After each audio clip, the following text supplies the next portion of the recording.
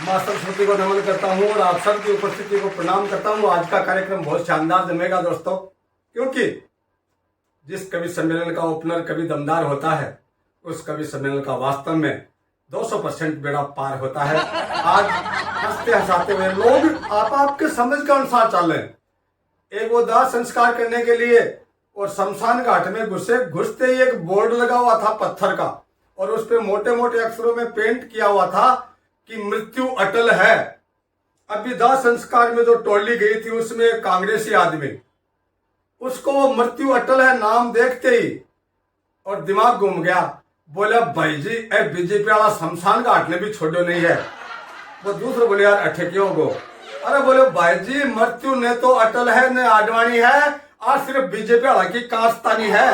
वो देखो बोले क्या कर रखा है, मृत्यु अटल है।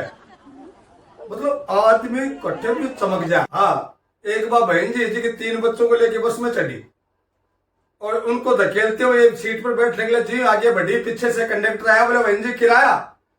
बहन जी ने 20 का नोट पकड़ाया, बोले चोमू जाऊंगी एक टिकट दे दे। कंडक्टर बोला बहन जी एक टिकट ही कैसे, आपके साथ 3 बच्चे भी तो हैं, एक टिकट इनकी लगेगी 50। बहन जी बोली इनकी किस बात की टिकट लगेगी, देख तेरे बस में क्या लिखा है। बस में लिखा हुआ था 2.5 साल से छोटे बच्चे का कोई किराया नहीं लगेगा।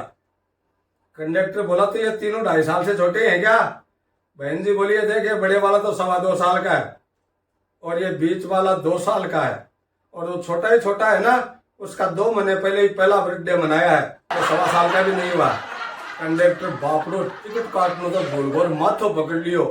बोले बहन जी कमाल कर दिया, अजीत टिकट चाहे थारे जच्चे बती कटाओ पर बच्चा की उम्र को गैप तो सही बताओ। तो विधाता ने चैलेंज कर दियो। 11 महीना में कोई 3 टा बोले हक रहेंगे। बहन जी बोले कंडक्टर का बच्चा मैं थारा लखन जानू, ज्यादा ज्ञान मत बांट, और बीच लो मेरी ननद को है, चुपचाप टिकट काट। हाँ वही तो बता रहा हूं दोस्तों, प्रकृति अपने आप संतुलन बनाती है। जिसका उदाहरण आपको बताऊं, जिस भी व्यक्ति को बहुत सुंदर क्वीट स्मार्ट बनाती है, उस व्यक्ति का प्रकृति बाल उड़ा देती है, गंजा बना देती है। लेकिन ये गंजापन दोस्तों अपने आप में बहुत अहमियत रखता है। आपको बताओ, आप याद कीजिए इस देश में जो प्रसिद्ध जोड़ियां हुई हैं उनमें पहले 2 थे, नेहरू जी और गांधी जी। दूसरी फेमस जोड़ी हुई अटल जी और आडवाणी जी की। तीसरी प्रसिद्ध जोड़ी हुई कपिल देव और सैयद किरमानी की। चौथी प्रसिद्ध जोड़ी हुई अमित शाह और नरेंद्र मोदी की। 5वीं सफल जोड़ी जो प्रसिद्ध हुई, फेमस हुई, वो जोड़ी थी सचिन और सहवाग की।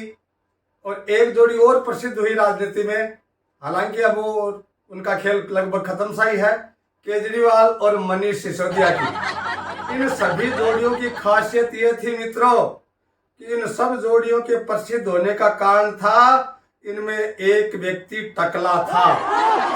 अगर आपको जिंदगी में प्रसिद्ध होना है, देश भर में ख्याति प्राप्त करनी है, तो एक टकले आदमी को अपना पार्टनर बनाना पड़ेगा।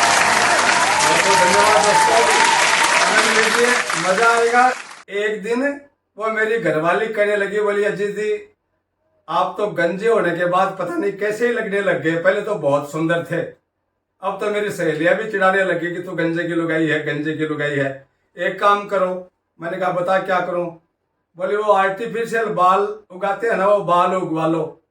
मैंने कहा महारानी जी बाल कोई फोकट में नहीं उगते हैं, इतने बड़े खोपड़े में बाल उगाने वाला रुपया 1.5 लाख लेगा, मेरे को बता इतने रुपए एक साथ क्या तेरा ताऊ देगा?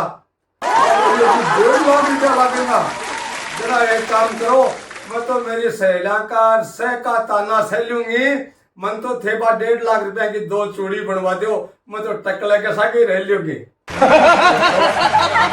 होना अपने आप में सौभाग्यशाली होना है, और टकला होना बहुत बड़ी बात है। टकले आदमी का फायदा यह है कि कोई उसका बाल भी बांका कर नहीं सकता। अगर टकला आदमी हिंदुस्तान में नहीं होता तो भाई जी घोर समस्या आ जाती है।